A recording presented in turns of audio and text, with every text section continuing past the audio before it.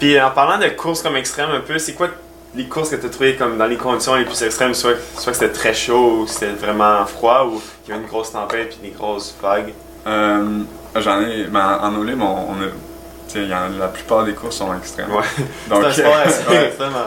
mais je te dirais que les plus extrêmes, j'en ai 2-3. C'est sûr que les championnats du monde à Shanghai en 2011, on faisait 25 km.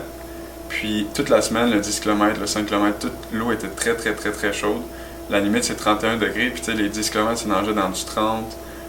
Puis c'était le tôt le matin, puis nous on partait à la même heure, mais c'est 3 heures de plus. Donc on était censé partir à 8 heures, puis au lieu de partir à 8 heures, ils nous ont fait partir à 6 heures, donc il faut se lever comme à 3 heures quasiment. Puis à 6 heures, le soleil n'était pas levé, puis l'eau était déjà à 30 degrés. Donc, c'était sûr et certain qu'ils allaient comme soit raccourcir la course ou l'annuler. Donc, ils ont dit, si l'eau dépasse 31 degrés, on va mettre la course à 17,5 km.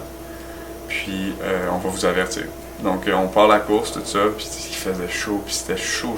Puis, moi, j'étais sûr et certain que ça finirait à 17,5. Donc, j'ai fait une course de 17,5, puis j'étais bien placé à 17,5. Puis, quand ils nous ont dit, l'eau est juste à 31, c'est correct, on continue. Pendant le milieu de la course. Pendant le milieu de la course, puis tandis que tu avais les coachs français qui, eux, prenaient la température où est-ce qu'ils étaient, puis c'était 32, 32,6. Ouais. Donc, moi, j'ai explosé après 20 km. Il me restait 2 tours de 2,5 kg. J'étais dans les vagues, je nageais sur le dos, j'étais plus trop sûr.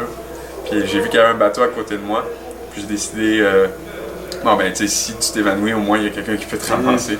Donc, j'ai fait un tour très, très lent, puis j'ai fini par reprendre mes esprits, puis bien finir. Ouais. Mais ça, c'était une course très, très, très extrême. Puis ça l'a fait mal. Puis à l'autre extrême, la course au lac Saint-Jean est tout le temps extrême. C'est une température qui est très froide. Justement, la dernière année que j'ai gagné, en 2015, l'eau était... Souvent, on part dans une rivière, puis souvent, l'eau est en bas de 60, là. Donc en bas de 16. Ouais. Puis, mais c'est juste que c'est 1 heure, 1 heure et demie. Puis ensuite tu rentres dans le lac Saint-Jean.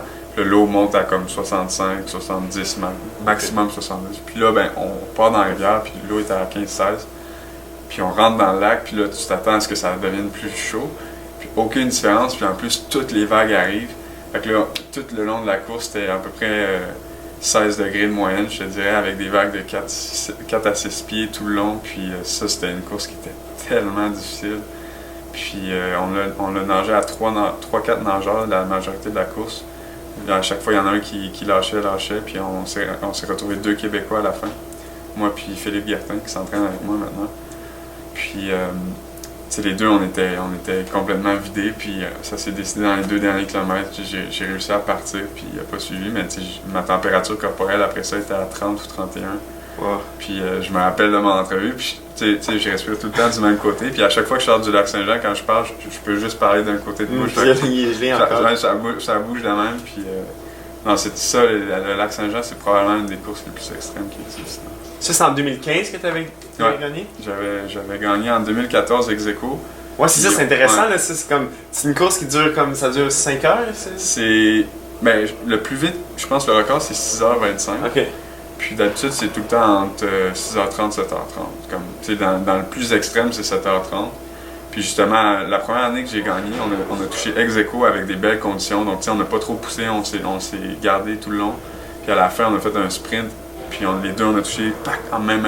C'est incroyable ça quand tu y penses qu'une course aussi longue que ça finit en ex-aequo. C'était du jamais vu. En fait, une autre fois que ça avait été ex-aequo, ils s'étaient pris la main pour toucher ensemble. Okay. Mais maintenant, c'est interdit de faire ça. Tu es disqualifié. Puis là, on a racé. Puis je me rappelle, il était derrière moi, il est allé devant moi. Après ça, je suis retourné devant. Après ça, il est retourné devant. Puis là, il restait 15 mètres. Puis là, j'ai juste kické comme un malade, puis là, on a touché en même temps. Puis là, ça a pris 1 heure délibérée pour voir, comme il y en a-tu un qui a touché avant, il y a un photo finish.